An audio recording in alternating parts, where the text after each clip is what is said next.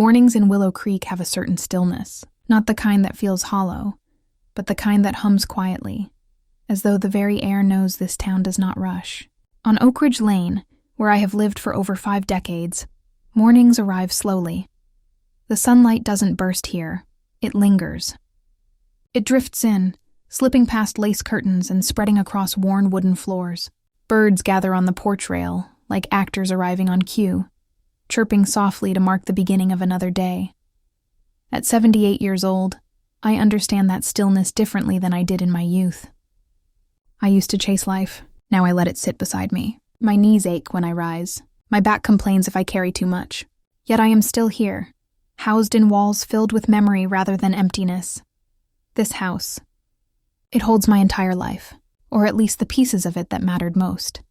Edward, my late husband, is everywhere in this place. He built the bookshelf in the corner with hands that were steady, patient, but often distracted by other dreams.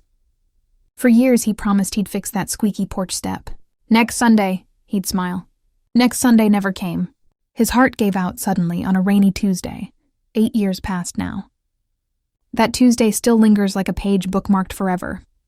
And still, I talk to him. Not through seances or outward prayers, but in the quiet rituals of life, when I water the violets lined against the window, when I pause before the mantel where his photograph rests. I speak to him softly, and though it may seem foolish, the silence responds in ways only I can understand. It was here, within these walls, that I raised our children, Daniel and Anna. The memories are vivid still. Daniel's footsteps pounding up the stairs after school, his voice booming with irritation whenever things didn't go his way. Anna's brightness filling the house, her laughter spilling down hallways, her secrets whispered through the kitchen phone that once hung by the doorway. But those echoes, like all things, fade. Because children as they must grow up, and too often they grow away. Anna. She visits, once a month if at all. She comes with arms full of errands disguised as love. Always in a hurry, always with one foot out the door. Her hugs are warm, but they melt too quickly. Daniel. He visits more often, at least in appearances, but the truth is harsher. He comes not for me, but for favors. A document needing my signature, a check. A request that carries the weight of debt he never intends to repay.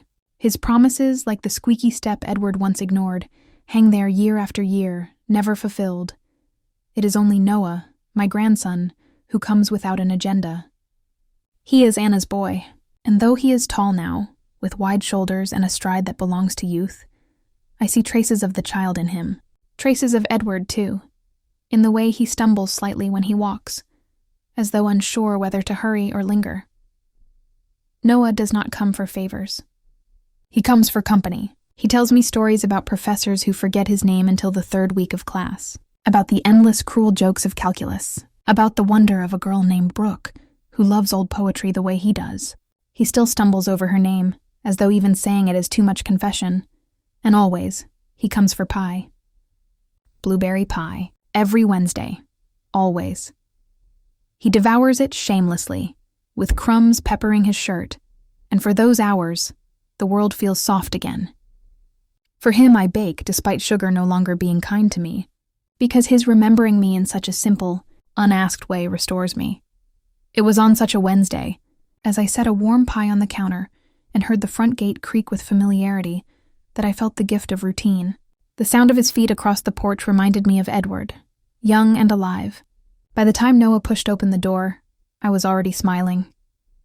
"Hi, Grandma," he called. "The pie is still warm," I replied, sliding a plate toward him. He grinned, eager as ever. "You didn't have to. I wanted to," I said, pouring tea. "Now how's school?" We talked. Stories of professors, classmates, Brooke, and the strange rhythm of campus life. He was halfway through his 2nd slice when he said, "So, Grandma, what are you going to wear Friday night?" My hand stilled on the kettle. "Friday night?" "Yeah," he chuckled. "Mom and Dad's anniversary dinner. 35 years. They booked a private room at Riverbend. Dad said he'd pick you up." Cold spread through me. "Daniel didn't mention it." Noah blinked in surprise. "Really? I thought he told you." I just assumed, but no, he had not. The words were ordinary, but they carved something deep and quiet inside me. Later that day, the phone rang. Daniel's number glowed across the screen. Forcing a brightness in my voice, I answered. "Hey, Mom," his tone too cheerful. "Just letting you know, Friday's dinner's canceled. Julia isn't feeling well. Doctor says rest." "Oh no," I said, startled. "Poor Julia. Do you need me to drop off?" No, we're fine. Just wanted to let you know." His words clipped, a finality to them. He hung up before kindness could properly fill the space. The phone's dial tone echoed in my ear. A hollow sound. Something was wrong. I rang Anna. "Is Julia sick?" Anna's voice distracted. "Julia? I don't know." A pause. "But you're coming Friday, right?" I froze. I thought it was canceled. Another pause. "Oh, of course, right, yes, it's canceled." She hung up. Too quickly, too uncomfortably. That night I did not sleep. Instead, I sat with my photo album. Daniel at age 5, missing a tooth and smiling proudly at a lopsided drawing. Anna wobbling on her first bike. Edward steadying her from behind. Summers at the lake. Christmas dinners. The sounds, the laughter, the warmth. I traced those photographs with trembling fingers and wondered where it had shifted. When had I gone from the center of their world to something they managed or worse, avoided? The next morning, I left for the market. Not because I needed groceries. Because I needed clarity. And clarity found me.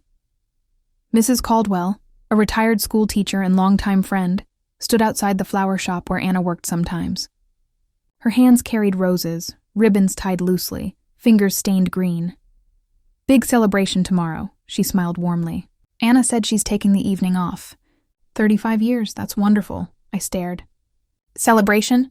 I thought it was canceled. Confusion shadowed her expression. "No, the reservation's been set for weeks. Private room at Riverbend. Very posh arrangement." Her words sliced sharper than any blade. Anna had lied. Daniel had lied. They had not forgotten. They had hidden. That realization did not bring tears. It brought a clarity heavy and cold. It carried me home. I opened my closet. My hands rested on a navy blue dress. The same one I wore to Edward's funeral. Simple, dignified. Still fitting, though looser on my frame now. If they did not want me there, then I would see why. And I would see it for myself. Friday night arrived with clouds heavy overhead, darkening the small town. I stood at my window, tea cooling untouched in my hands. My dress pressed, my shoes polished, a trace of lipstick coloring lips that hadn't known such vanity in years. The clock chimed 5. I called a cab. The driver, young, earbuds dangling, tattoos spread across his arm, raised an eyebrow when I gave the name Riverbend. "Fancy place. Special night?" "Yes," I replied softly. "Family reunion." When we arrived, I asked him to stop short of the main doors. "Wait here," I whispered. "Just in case." I walked the path around the side, toward the parking lot. There, in neat arrangement, Daniel's silver sedan, Anna's pale beige car, Noah's dust-kissed Honda. They were all already here. No mistake. I edged toward the windows, curtains partly drawn. Through the slim gap, I saw them. A round table glowing under chandeliers. Champagne flutes lifted high. Julia radiant in a bright dress. Daniel toasting proudly. Anna laughing easily. Noah, dear Noah, beside a girl, Brooke, I now saw for the first time. Friends I did not know. All gathered. All included. Except me, I steadied myself. Not angry. Not broken. Steady. Then I walked into the front entrance. The host greeted politely. "Do you have a reservation?" "No. But the Hayes family is celebrating tonight. I am Eleanor Hayes, their mother." Recognition softened him. "Of course. Please come in." From behind a familiar voice. "Eleanor? Henry Hartman, the owner." Once the quiet boy across the street who borrowed books and asked always for a second slice of pie. Now silver-haired, kind-eyed. He smiled softly. "You haven't changed." "Oh, but I have," I replied. "And apparently so has my family." His eyes darkened. "They didn't invite you?" "No, they lied." A pause. He glanced toward the banquet room. "Then come. Let's not keep them waiting." He offered his arm. Together we stepped into the hall. The doors opened. Laughter stopped. Forks stilled. A hush spread like smoke choking the air. Daniel froze mid-toast. His face drained. Anna's glass trembled. Julia stiffened. Even Noah startled to his feet, voice breaking. "Grandma?" I nodded gently at him. Then I turned to the table. Daniel pushed back his chair clumsily. "Mom, you said you weren't coming. You said you weren't feeling well." "No," I said, calm, steady. "You told me it was canceled. You told me Julia was sick. And yet—" My eyes cut gently toward her. "Here she is, glowing," Julia fumbled. I felt better this morning." "How miraculous," I said with iciness. "Such recovery right on schedule." The silence hardened around us. Henry slid out a chair beside Noah for me. I sat setting my purse upon the table. Each of their eyes tightened. They knew something was unfolding. "I did not come to ruin your night," I said evenly. "I came to see, to be certain that I was not forgotten." And no, I was not forgotten. I was excluded. Before Anna could interrupt, I raised a hand. "I am speaking now." From my purse, I drew an envelope. White, stiff, heavy. "This," I said, laying the first paper down, "is confirmation that the house, mine, the one you were so eager for me to hand over, was sold 3 days ago to a young family expecting their second child. They will breathe new life into it." Daniel paled. Anna gasped. "And this," I said, sliding the second document, "is proof that the sale's money, $500,000, has been donated to the Willow Creek Public Library. They are naming the new children's wing after your father, Edward Hayes." Somewhere, a fork clattered upon china. Lastly, I pulled the final paper. My new will. What remains, my savings, my belongings, goes to Noah. The one at this table who came to me not for gain, but simply because he loves me. Daniel flushed. Anna stared down. Julia's brightness dimmed. I looked at them all. Not in hate, not in rage, but in clarity. You wanted a dinner without me. Now you have one. But also you have truth, what you do with it. That is yours to bear. For a long moment, silence ruled. Noah whispered, "Grandma, I didn't know." "I thought you'd been invited." "I know," I whispered, squeezing his hand. "This is not about you," Daniel cleared his throat. "Mom, we can explain, just not here. In private?" "No," I cut. "You explained already. Through lies, through silence. What I need now is not explanation. It is respect."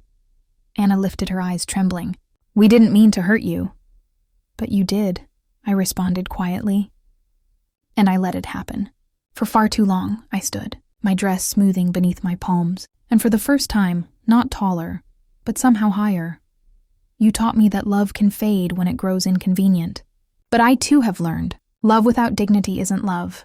It is dependence, and I am done depending. Noah rose with me, ready to walk me out. But I stopped him. "Stay," I whispered. "You deserve this place." "I do not," I turned to Henry. "Would you call my cab?" "Already waiting," he said softly.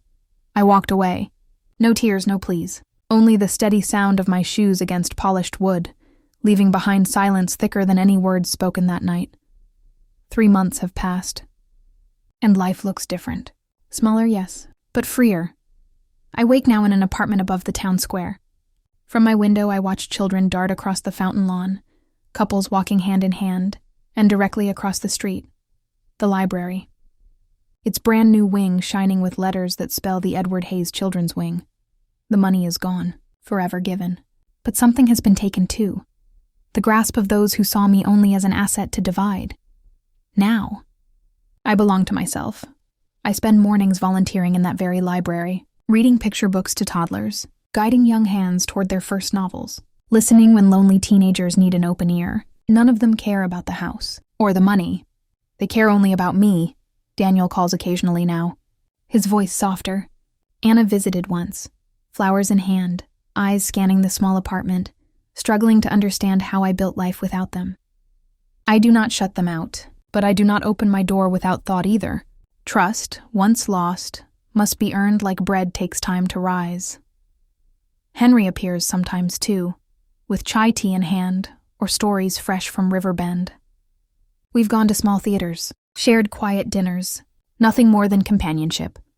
But even companionship feels new and worthy, for I had lived too long asking for company in places it was never freely offered.